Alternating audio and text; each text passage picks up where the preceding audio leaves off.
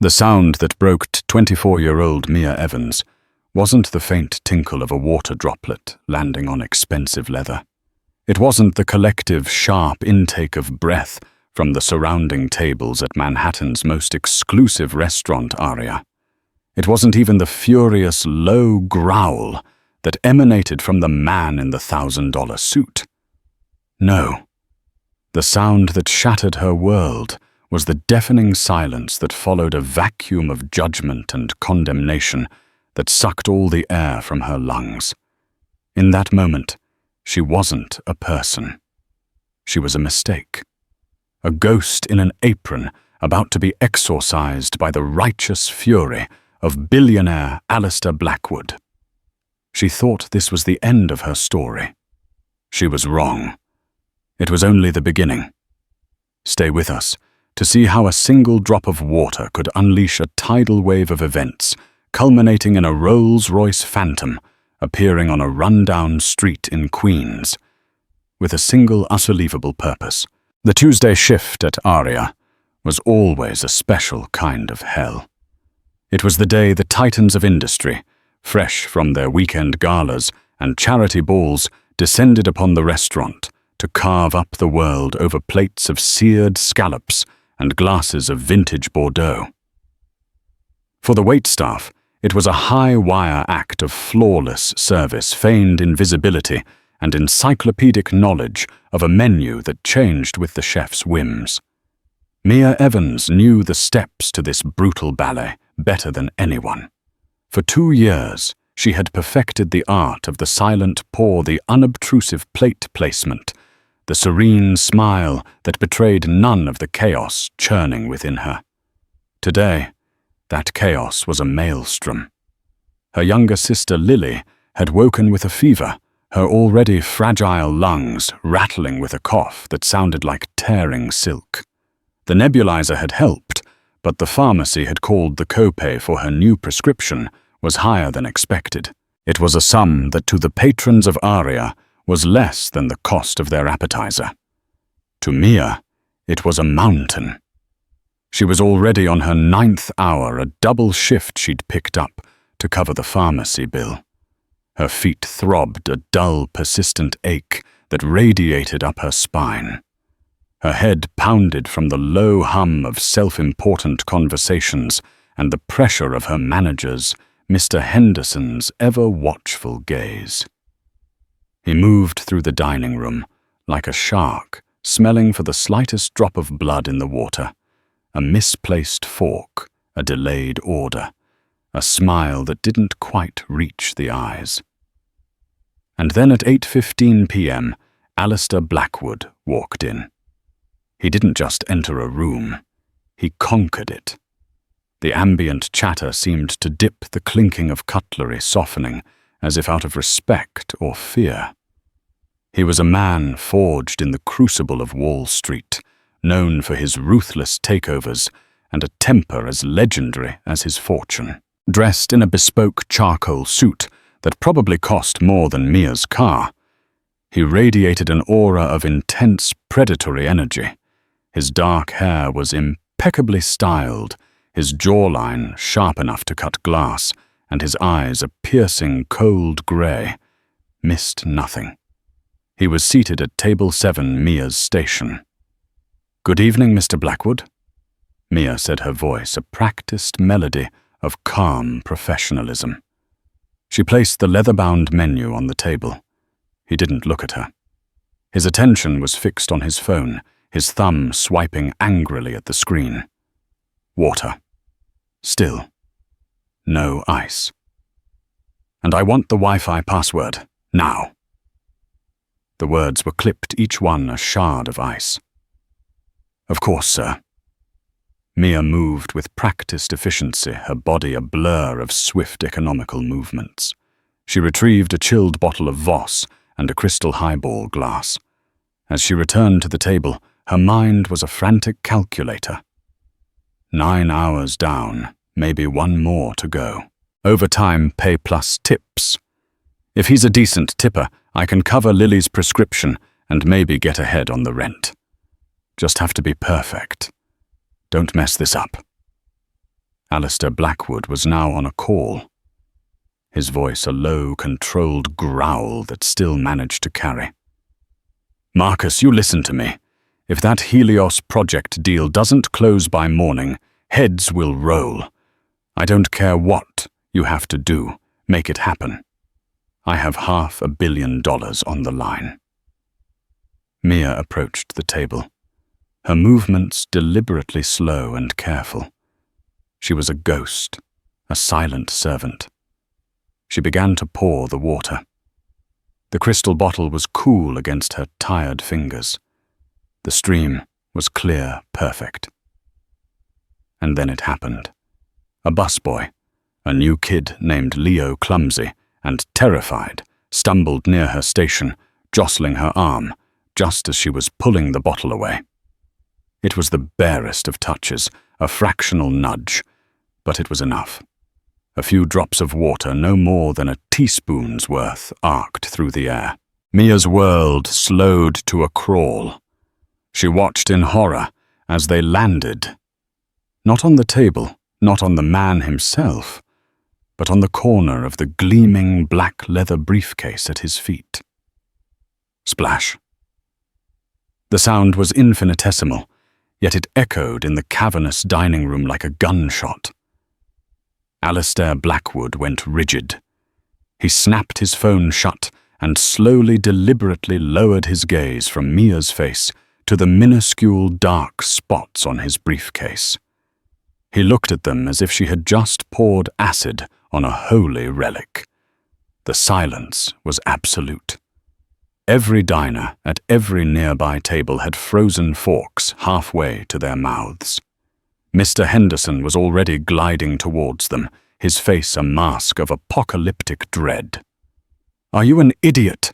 Alistair Blackwood's voice was deceptively soft, a sibilant hiss that was more terrifying than any shout. He finally looked up, and the full, unadulterated fury in his grey eyes struck Mia like a physical blow. I am so sorry, sir. It was an accident. The busboy," she stammered, her heart hammering against her ribs. "Do I look like I care about your excuses?" he said, his voice rising now, laced with contempt. "This is a $5,000 Berluti briefcase. Do you have any idea what's inside it? Contracts worth more than this entire building. And you, with your $5 an hour incompetence, have managed to damage it." The exaggeration was ludicrous, the insult brutally personal. Tears pricked at the corners of Mia's eyes, hot and shameful. "Sir, it's just water. It will dry. I can get a cloth." "Get a cloth?" He scoffed, a cruel smirk twisting his lips. He finally stood up, a towering figure of pure menace. He was speaking not just to her, but to the entire room. This is the problem with the world today. No standards, no accountability. People like you think a simple sorry fixes everything. You stumble through life, leaving a trail of mediocrity and expecting a pat on the back for showing up. Each word was a public flagellation. Mia felt her face burn, the blood draining from it, until she was sure she was as pale as the tablecloth. She could feel the pitying, judgmental stares of the other patrons. She was a spectacle, a lesson. Mr. Henderson arrived, bowing and scraping. "Mr. Blackwood, I am so sorry. Unacceptable. Utterly unacceptable. I can assure you this will be dealt with." He turned his reptilian gaze on Mia. "You're fired. Get your things and get out of my restaurant. Now." There it was. The guillotine had fallen.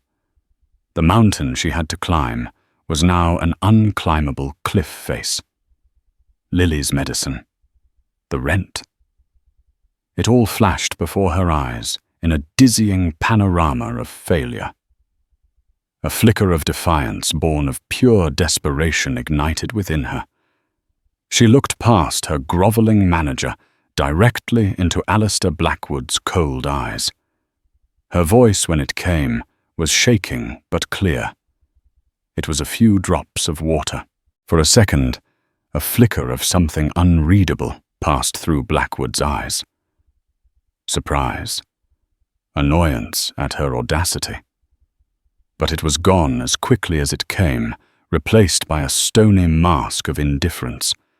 He simply sat back down, picked up his phone as if she no longer existed, and said to the room at large, "Can someone who is actually competent please take my order?" Mia didn't wait for another command. She turned on her heel, her body moving on autopilot. She didn't look at the other waiters, at Clara, who was watching with a horrified expression, or at the busboy Leo, who was hiding near the kitchen door, his face ashen. She walked straight to the locker room, her vision blurring. She changed out of her uniform, the crisp black and white, now feeling like a costume of shame. The walk to the subway station was a blur.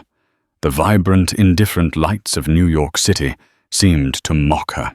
She was just another casualty in a city that chewed people up and spat them out without a second thought. All because of a man who wouldn't even remember her name, and a few drops of spilled water. As she descended into the grimy depths of the subway, the full weight of her situation crashed down upon her. She wasn't just unemployed, she was destitute. And for the first time in a long time, Mia Evans felt utterly and completely hopeless. The night was a sleepless torment. Every time Mia closed her eyes, she saw Alistair Blackwood's face twisted in contempt. She heard his voice dissecting her worthlessness in front of a jury of her peers and superiors. She would doze for a few minutes, only to be jolted awake by a phantom cough from Lily's room, her heart seizing with a fresh wave of panic. Morning came not with the gentle glow of dawn, but with the harsh grey light of reality filtering through the smudged window of her small Queen's apartment. The building was old, the paint peeling the radiator, clanging a mournful rhythmic beat. It wasn't much, but it was home. Now it felt like a trap, the walls closing in. She found the eviction notice taped to the door when she went to get the mail. It was the preliminary one, the friendly reminder, but it felt like a death sentence. Tucked beside it was a final notice from the utility company. The universe, it seemed, had a flair for dramatic timing. Lily was still asleep, her breathing shallow, but even. Mia looked at her sister's small, peaceful face, a fierce, protective love, warring with the icy tendrils of despair. Lily was the sun in her sky, the reason for every sacrifice, every double shift, every swallowed insult. What am I going to do? The question was a silent scream in her mind. She spent the morning in a zombie-like trance, her laptop open to job search websites. Waitress, hostess, barista.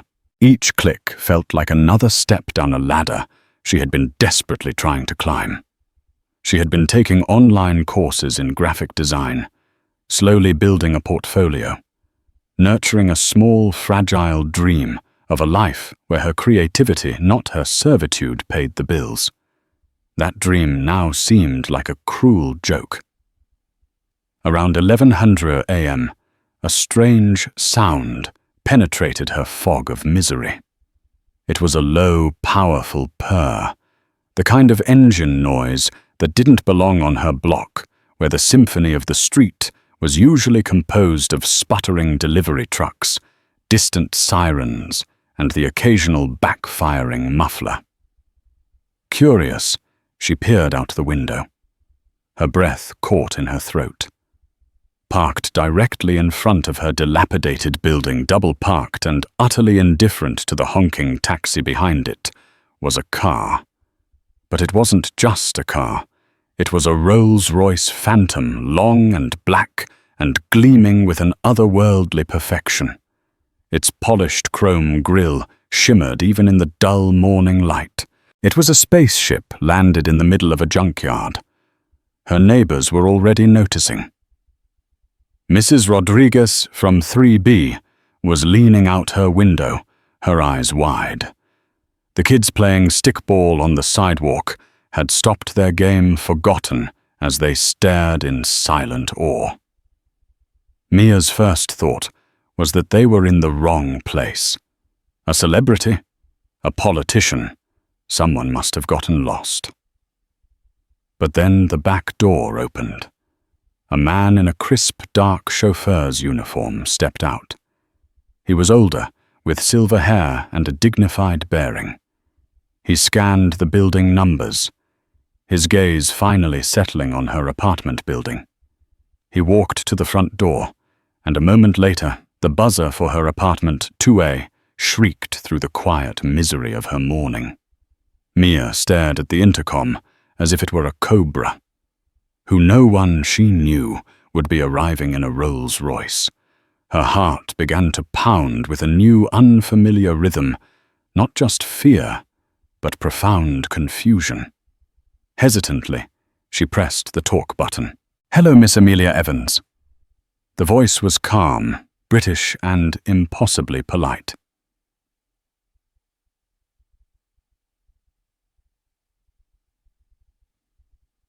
"Yes, my name is Arthur. I'm here on behalf of Mr. Alistair Blackwood. He has requested your presence." The name hit her like a physical shock. Alistair Blackwood, the man from the restaurant, the architect of her ruin. Her blood ran cold. Why? What could he possibly want? To serve her with a lawsuit for the damage to his briefcase, to berate her further away from the prying eyes of the public. Every terrible possibility raced through her mind. I don't understand," she managed to say, her voice barely a whisper. "Mr. Blackwood would like to speak with you at his office. He has asked me to assure you that you are not in any trouble. In fact, he wishes to apologize." Apologize. The word seemed alien. A man like Alistair Blackwood didn't apologize. He conquered. He destroyed. He moved on. The idea was so preposterous that it broke through her fear. This had to be a trick, a cruel, elaborate prank. "I'm not interested," she said, her voice gaining a sliver of strength. There was a pause on the other end. Miss Evans Arthur said, his tone patient and kind. "He is also prepared to offer you compensation for your abrupt dismissal. He is aware that your manager acted rashly at his behest." Compensation. The word hung in the air, shimmering with possibility. It was a lifeline, a way out of the suffocating darkness. Could she afford to say no? Could she afford to believe him? She thought of Lily. She thought of the eviction notice. Pride was a luxury she could no longer afford. "Give me 10 minutes," she said, her resolve crumbling under the weight of her desperation. She threw on the nicest clothes she owned, a simple pair of black slacks and a clean white blouse. She ran a brush through her hair and splashed cold water on her face, trying to erase the signs of her sleepless night. She scribbled a quick note for Lily, telling her she'd gone out for a job interview and would be back soon, her hands shaking as she wrote the lie. Walking out of her building and towards the magnificent car felt like stepping into another dimension. The chauffeur, Arthur, held the door open for her. The interior was a cocoon of soft cream leather and polished burr walnut, smelling faintly of wood polish and wealth. It was silent, the chaos of her street vanishing the moment the heavy door closed with a satisfying thump. As the Rolls-Royce pulled away from the curb, gliding through the streets with serene grace, Mia felt a profound sense of whiplash. 24 hours ago, she had been serving a billionaire. Now she was riding in his car, heading towards an unknown fate, her entire future hanging on the whims of a man who had tried to destroy her over a few drops of water. The absurdity of it all was dizzying. This wasn't her life. This was something out of a movie, a bizarre, high-stakes drama she had stumbled into by accident, and she had no idea what her role was supposed to be. The journey from Queens to Manhattan was a silent study in contrasts. Outside the tinted windows, Mia's world of brick tenements, bodegas, and chain-link fences gradually gave way to the gleaming steel and glass canyons of Midtown. The Rolls-Royce moved through traffic like a shark parting a school of fish, an island of serene power in a sea of urban chaos. Arthur drove with effortless concentration, his hands steady on the wheel. He didn't speak, but his silence was comfortable, respectful. It was a stark contrast to the violent, judgmental silence she had endured at the restaurant. Their destination was Blackwood Tower, a name Mia had seen in the business section of newspapers, but had never really registered. Seeing it in person was another matter entirely. The skyscraper was a monument to power, a shard of obsidian and smoked glass that pierced the sky, seeming to sneer at the lesser buildings around it. Arthur escorted her from the underground garage to a private elevator. There were no buttons. He simply pressed his thumb to a small, discreet panel, and the elevator began its silent, impossibly fast ascent. Her ears popped. Mr. Blackwood's office is on the top floor. The penthouse, Arthur explained, his voice calm. He can be an intense man, Miss Evans. But his contrition is genuine. I would not have driven you here if it were not. Mia could only nod, her throat suddenly dry. The words of a kind driver did little to quell the frantic beating of her heart. The elevator doors opened directly into the office. And it wasn't an office. It was a kingdom.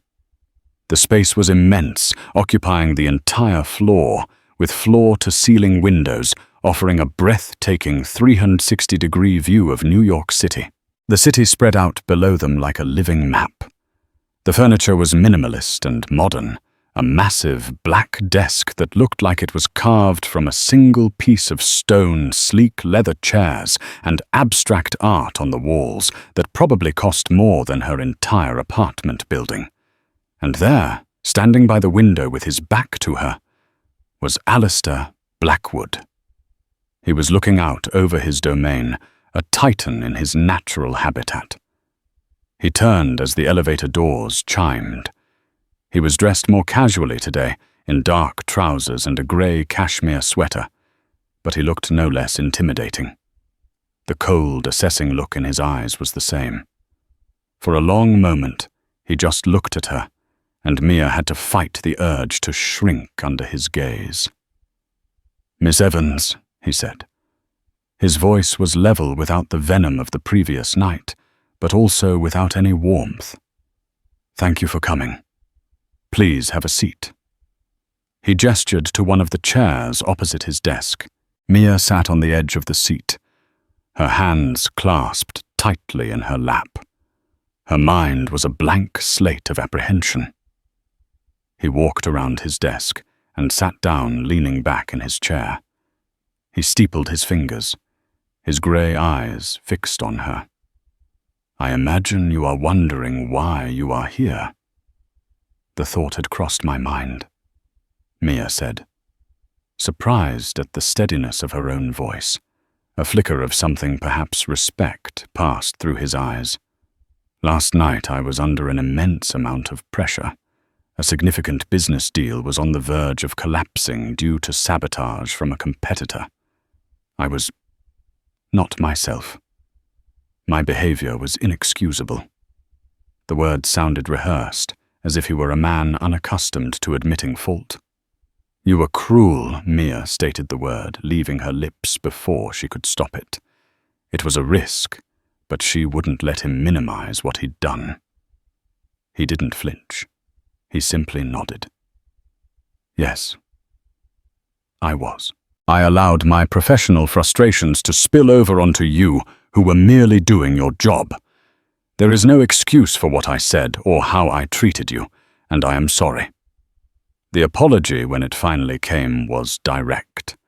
It still felt surreal. It wasn't just your words, Mia pressed, feeling a strange surge of courage. You cost me my job. I am aware, he said. Which brings me to the point. I have already contacted your former manager, Mr. Henderson.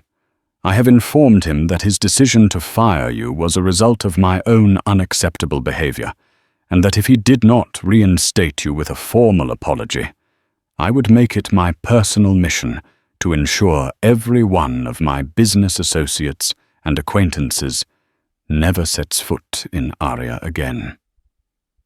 Mia stared at him, stunned. He saw reason, Alistair continued with a slight mirthless smile. Your job is waiting for you should you want it. Furthermore, I am prepared to write you a check for $50,000 as compensation for the emotional distress and the professional damages I caused. $50,000. The number was so vast, so life-altering, it didn't seem real. It would solve everything. Lily's medical bills, the rent, the utilities, food for the next year. It was a magic wand, waved by the very man who had cursed her. She could take the money, go back to her old life, and pretend this bizarre chapter had never happened. But something held her back. Was it pride? Or was it a deep-seated feeling that this was too simple, too clean? A way for him to assuage his guilt with a bank transfer, to wipe the slate clean and forget the face of the waitress he had humiliated. Why she asked, her voice quiet. Why go to all this trouble? You could have just forgotten about me. I'm nobody. Arthur, my driver has been with me for 15 years. He is a man of quiet integrity. On the drive home last night, he told me he had never been more ashamed to work for me. That a man's character is not measured by how he treats his equals, but his supposed inferiors. Alistair looked away for a moment towards the window. It was a sobering assessment. He paused, then continued. I didn't sleep last night. Your face, your reaction, it stuck with me. So I had my security team find you. It wasn't difficult. He gestured vaguely as if accessing the personal information of a private citizen was as simple as ordering a coffee. I wanted to understand who it was I had so casually dismissed. He slid a thin file across the polished desk. Mia's name was on the tab. Her heart hammered. He had investigated her. Amelia Evans, 24 years old, valedictorian, Northgate High School, full scholarship to NYU, which you had to turn down when your parents passed away, and you became the legal guardian of your younger sister Lily, who has a chronic respiratory condition. You've been working 2 jobs to support her while taking online courses in graphic design. Your professors describe your work as exceptionally promising. He knew everything. The knowledge that this powerful, intimidating man had dissected her life, her struggles, her tragedies, left her feeling exposed and violated. You had no right, she whispered, her voice trembling with a new emotion, anger. No, I did not, he conceded. But I did. And in doing so, I discovered something. This isn't just about an apology, Miss Evans. That's why I asked Arthur to bring you here in person. He turned his large monitor towards her. On the screen was the portfolio website she had painstakingly built, a collection of her best design projects from her online classes. It was her secret garden, the place where her dreams lived. His finger pointed to a specific project. It was a logo concept she had created for a fictional green energy company she had named Solstice. The logo was a stylized S that cleverly incorporated the image of a rising sun and a leaf. It was her favorite piece, the one she felt truly proud of. This, he said, his voice now charged with a different kind of energy. A professional energy. This is brilliant. Mia blinked, confused. It's just a class project. No, he said, leaning forward. It's the solution to a multi-million-dollar problem I've been having. I'm launching a new subsidiary of Blackwood Industries, a clean energy venture. Our marketing team, a group of people I pay an obscene amount of money, has been working for 6 months on the branding. They've produced nothing but corporate, soulless garbage. He gestured to her logo on the screen. This has vision. It's clean, memorable, and it tells a story. It's exactly what I've been looking for. The pieces of the puzzle suddenly sammed together in Mia's mind, forming a picture she could never have imagined. This wasn't about guilt. It wasn't about charity. Or at least it wasn't just about that. So the $50,000, she began, is still yours for what I did, he said firmly. Consider it an apology. But I am now making you a separate proposal. A business proposal. He closed the file on her life and looked at her as an equal for the first time. I don't want you to be a waitress at Aria Miss Evans. I want you to work for me. I want you to sell me the rights to this logo, and I want to offer you a 3-month freelance contract to oversee the development of the entire brand identity for my new company. The compensation for that contract will be $200,000. Mia's entire world tilted on its axis. $200,000. The number was astronomical beyond the realm of her wildest dreams. It was escape. It was security. It was the best medical care for Lily. It was a future. But it came from him, the man who just hours before had seen her as less than human. Could she work for him? Could she trust him? She looked from his intense, expectant face to the logo on the screen. Her dream suddenly made real. She took a deep breath, the air in the penthouse office tasting of power and impossible choices. Her life had been irrevocably fractured last night. Now he was offering to piece it back together, not as it was, but as something new and terrifying and extraordinary. The silence in the penthouse office stretched thick with unspoken questions. $200,000. The number echoed in Mia's mind, a siren song of salvation. It was enough to change not just her life, but Lily's. It was the difference between scraping by and truly living, between constant fear and the freedom to breathe. But it was a deal with the devil who had cast her into hell just the night before. She looked at Alistair Blackwood, really looked at him. The predatory intensity was still there, but now it was focused on her not as a nuisance, but as an asset. He saw her talent, her creation, and he wanted it. This wasn't charity. It was an acquisition, and that strangely gave her power. No, she said. Alistair's eyebrows shot up. It was clear he was not a man who heard that word often. No. The $50,000 for your behavior.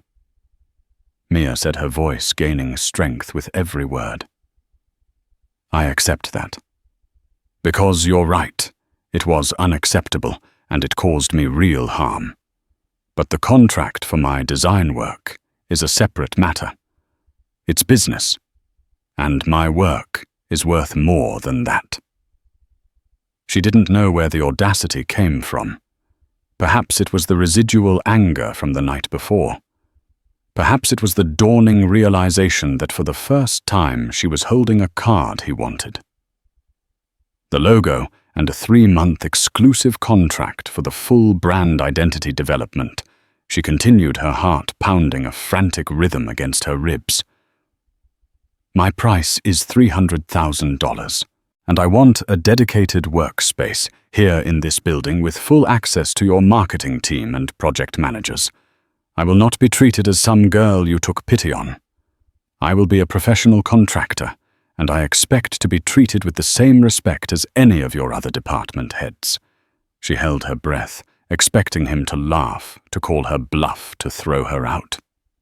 Instead, Alistair Blackwood leaned back in his chair, and a slow, genuine smile spread across his face. It transformed him. The harsh lines of his face softened, and for the first time, Mia saw a glimpse of the man behind the ruthless tycoon. He looked intrigued, impressed, even amused. Arthur was right about you, he said, almost to himself. He extended a hand across the vast expanse of his desk. Miss Evans, you have a deal. $300,000. Your own office on the 48th floor. Welcome to Blackwood Industries. Mia took his hand. His grip was firm, warm, and sent an unexpected jolt through her. It was a handshake that sealed not just a business transaction, but the beginning of a chapter so wildly different from anything she could have imagined. The next 2 weeks were a blur of radical transformation. True to his word, Alistair had a spacious modern office prepared for her. It had one of the floor-to-ceiling windows, offering a view that made her old apartment feel like it was on a different planet. He provided her with a state-of-the-art computer design software and a corporate expense account. The first check, the $50,000, cleared in her bank account the next day. The sheer relief was a physical sensation, like a heavy cloak being lifted from her shoulders. She paid the rent, the utilities, and walked into the pharmacy, placing the full amount for Lily's next 6 months of medication on the counter, without even checking the price. For the first time in years, the knot of financial anxiety in her stomach began to loosen. Life inside Blackwood Tower was another matter. It was a culture shock of the highest order. The employees were sleek, ambitious, and moved with a sense of purpose that bordered on aggression. In her simple blouses and slacks, Mia felt like a sparrow that had wandered into an aviary of eagles. Whispers followed her down the hallways. Everyone knew the story, or at least a version of it. They knew she had come from nowhere, that the CEO himself had plucked her from obscurity. Some viewed her with curiosity, others with suspicion. The marketing department, in particular, treated her with a thinly veiled hostility. She was the amateur who had shown them up, the waitress who had succeeded where they had failed. Their leader, a sharp woman named Eleanor Vance, made her disdain clear through polite cutting remarks and a refusal to make eye contact. Mia's refuge became her work. She poured all her energy, her talent, and her frustration into the Solstice project. She wasn't just designing a brand. She was building a fortress, proving to herself and everyone else that she belonged there, that she had earned her place through merit, not pity. Her interactions with Alistair were frequent and intense. He was a demanding client, his attention to detail absolute. They would spend hours in her new office debating shades of green, the kerning of a font, the emotional impact of a particular photograph for the website. He would challenge her, push her question, her choices. Why this blue? It feels too cold, he'd say, pointing at a mock-up. It's not cold, it's crisp. She'd counter, pulling up her research. It evokes clarity technology, the sky on a clear winter day. It's about efficiency, not just fuzzy green feelings. That's what sets Solstice apart, right? The tech. During these sessions, the power dynamics between them began to shift and blur. They were no longer Billionaire and Waitress. They were two sharp minds, focused on a common goal. He began to respect her intellect and her unwavering artistic vision. She in turn began to see past the ruthless exterior to the brilliant, passionate innovator beneath. She saw the immense pressure he was under, the weight of the thousands of jobs that depended on his decisions. There were moments, too, of unexpected connection. One evening, working late, he found her staring out the window, a sad, distant look on her face. $100 million view. "And you look like you just lost your last dollar," he commented, his voice softer than usual. "I was just thinking about my sister," Mia admitted. "She'd love this. She's always wanted to fly. From up here, it feels like you can." He didn't offer platitudes. He just stood beside her, looking out at the glittering carpet of city lights. "Tell me about her." And so she did. She told him about Lily's spirit, her humor, her resilience in the face of her illness.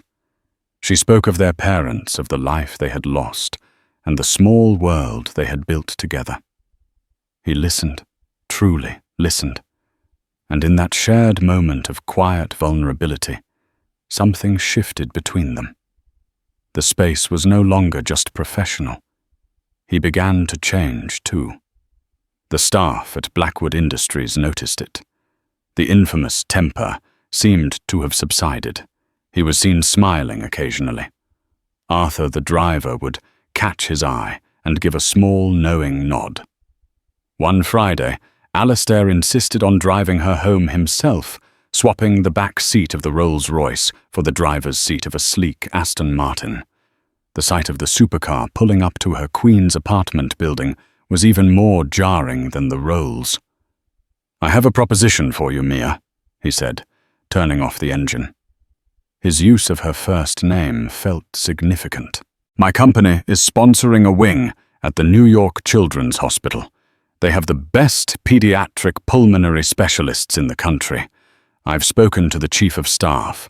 He's agreed to take Lily on as a patient." Mia was speechless. This was more than money, more than a job. This was a lifeline for the person she loved most in the world. Tears welled in her eyes, tears not of shame or sadness, but of overwhelming gratitude. "Why," she whispered, "why are you doing all this?" Alistair looked at her, his grey eyes searching her face. "Because," he said slowly, "character is not measured by how you treat your equals. It's measured by how you treat your supposed inferiors. And you, Mia, were never my inferior. It just took me a catastrophic loss of temper to see it." In the close confines of the car, with the city lights painting patterns on their faces, the air grew thick with an unspoken emotion. It was more than gratitude, more than respect. It was a fragile, terrifying, and undeniably powerful connection. The Waitress and the Billionaire were gone. In their place were just Mia and Alistair, and their story was far from over. The Solstice Project was a triumph. Mia's vision, backed by Alistair's resources, came to life with breathtaking speed. The brand identity she created was universally praised by market analysts and the media. The logo she had sketched in her lonely apartment became a symbol of innovation splashed across billboards and digital ads. Mia Evans, the former Waitress, was now a rising star in the design world. Her relationship with Alistair deepened in tandem with their professional success. Their late-night work sessions evolved into dinners. Their arguments over branding strategy softened into conversations about their pasts, their fears, their dreams. He showed her his world of charity galas and exclusive clubs, and she, in turn, grounded him, reminding him of the world outside his glass tower. She took him for pizza in her neighborhood, and he watched, fascinated, as she interacted with the people there. With an easy warmth, he had never known. Lily was thriving under the care of the new specialists. The color had returned to her cheeks, her laughter echoing through the new, larger apartment Mia had rented in a safer neighborhood. For the first time, Mia felt the solid ground of stability beneath her feet. She was happy. She was in love. But in every paradise a serpent waits. The serpent's name was Marcus Thorne, the competitor whose sabotage had been the catalyst for Alistair's rage on that fateful night at Aria. Alistair had successfully closed the Helios project deal, outmaneuvering Thorne and costing his rival company, Thorne Dynamics, a fortune. Thorne was a man who did not forgive or forget. He had been watching Alistair's recent success, his company's soaring stock price, and the media buzz around the Solstice launch, and he had noticed the one new inexplicable variable in the equation, Mia Evans. To Thorne, Mia was not a talented designer. She was a weakness, a vulnerability in Alistair's armor, and he decided to strike at the heart of their new fragile happiness. The attack was insidious, brilliant in its cruelty. It began with an anonymous email sent to the board of Blackwood Industries. The email contained documents, design mock-ups, marketing timelines, and budget projections for Solstice's second phase rollout. It was highly confidential information. The email claimed that Alistair Blackwood's new protégé, the Waitress from Queens, was selling corporate secrets. As proof, it included bank records showing a series of large, untraceable cash deposits into an offshore account opened in Mia's name. The evidence was a masterful fabrication. Thorne's team of hackers had breached the Blackwood servers to steal the documents and had expertly faked the financial trail. To the board, it looked damning. Alistair was summoned to an emergency meeting. He was shown the evidence, the cold, hard facts of Mia's betrayal. The board members, who had always been wary of Mia's sudden ascent, looked at him with a mixture of pity and "I told you so." When Alistair finally found Mia, she was in her office, sketching ideas for a new campaign. The joy and creativity drained from her face the moment she saw his expression. It was a look she had not seen since that night at Aria, a mask of cold, controlled fury. "What is this?" he said, his voice dangerously low as he tossed a printed copy of the fabricated bank statement onto her desk. "Did you think I was a fool? Did you think I wouldn't find out?" Mia stared at the document, her name printed at the top. The numbers, the transactions, it was all nonsense, but it looked terrifyingly real. "Alistair, I don't know what this is. I've never seen this before in my life. This isn't mine, isn't it?" He countered, his voice laced with the old familiar venom of betrayal.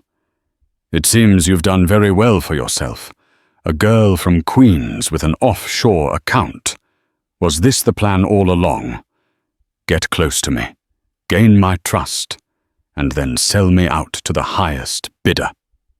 The accusation was so monstrous, so far from the truth that it knocked the air from her lungs.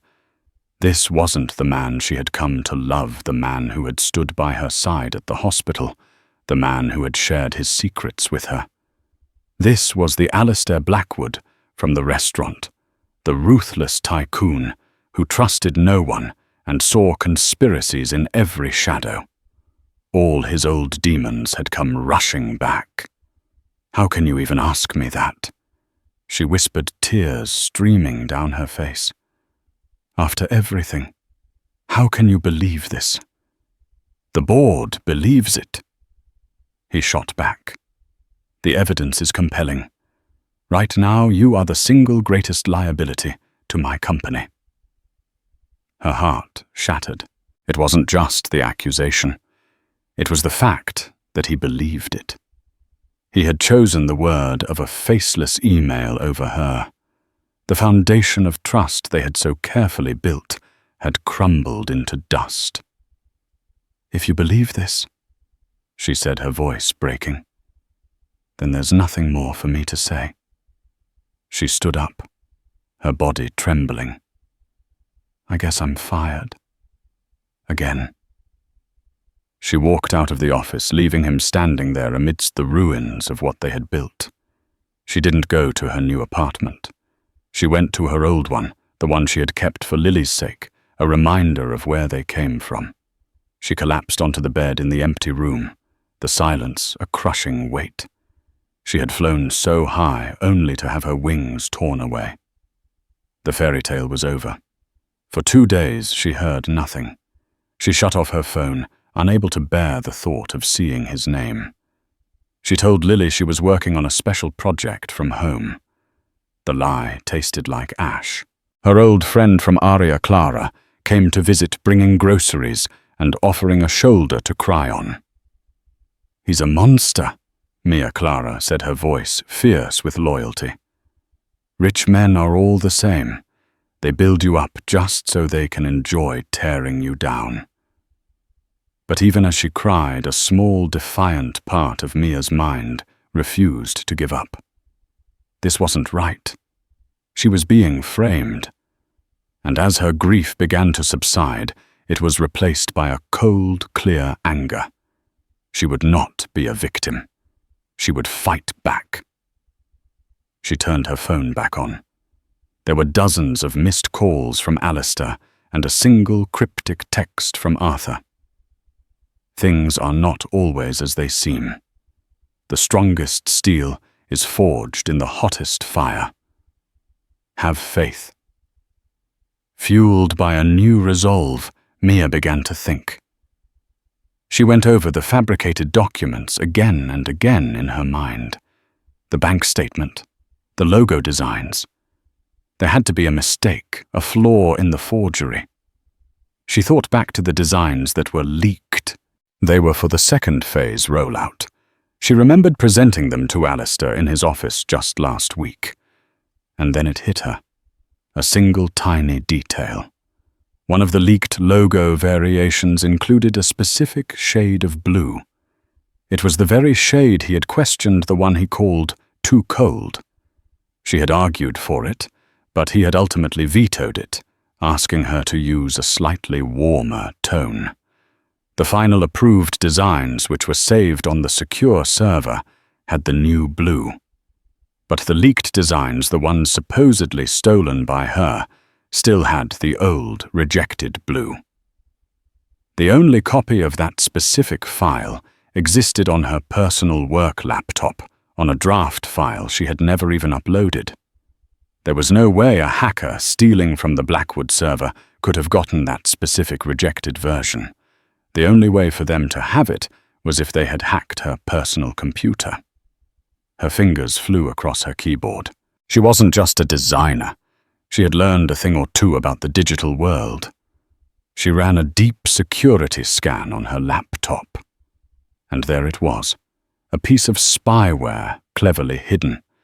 It had been installed 3 weeks ago. It tracked her keystrokes, copied her files, and sent them to an encrypted IP address. She traced the IP address. It was routed through a dozen different countries, a classic smokescreen. But with the help of some software her professor had recommended, she peeled back the layers. The signal's origin was a server registered to a shell corporation, a corporation owned by Thorn Dynamics. She had him. She had the proof. At that exact moment, a knock came at her door.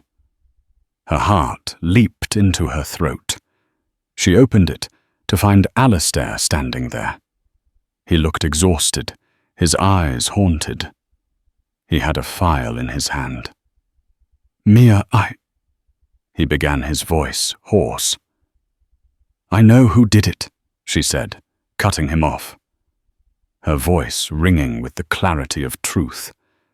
It was Marcus Thorne. He hacked my personal laptop, not the company server. And he made a mistake. Alistair looked at her, and for the first time since the accusation, the icy mask on his face cracked.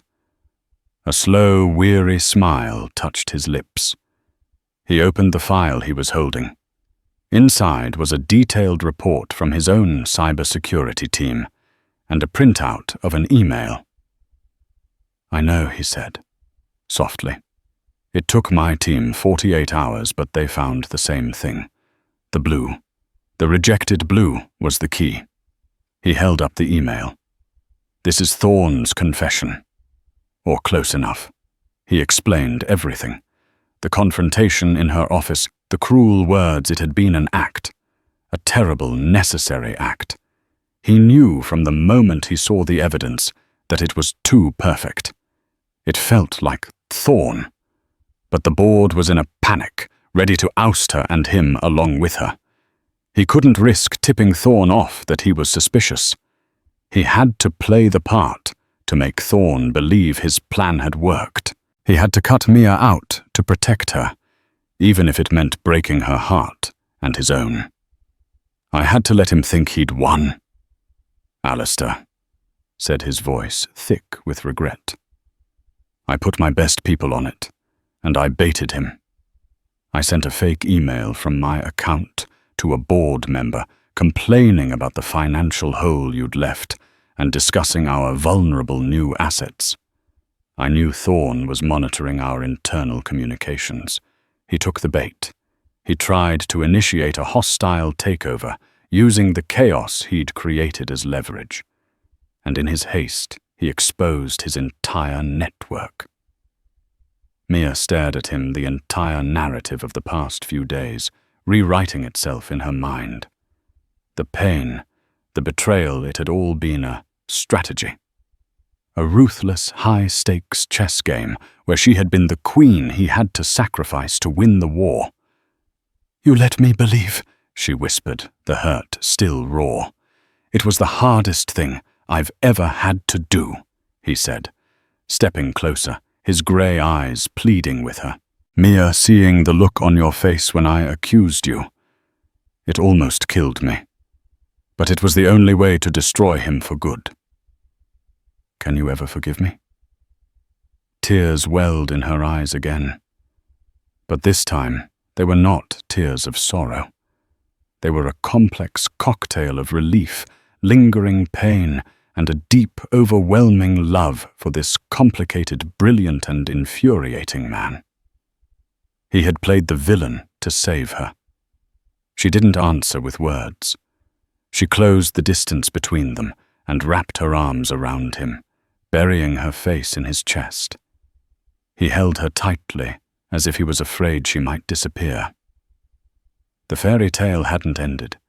It had just passed through the darkest part of the forest. And as they stood there in the doorway of her old life, they both knew they had emerged into the light, stronger and more certain than ever before. The serpent was defeated, the paradise reclaimed. So the story of Mia Evans and Alistair Blackwood wasn't just a Cinderella story. It wasn't about a poor girl being saved by a rich man. It was a story about seeing the human being behind the job title. It was about how a moment of cruelty, born from stress and pride, could lead to an unexpected journey of redemption, respect, and ultimately, love. Alistair didn't just give Mia a job. She gave him back a piece of his own humanity. And together they proved that a true partnership isn't built on power or money, but on trusting each other even when the world is trying to tear you apart.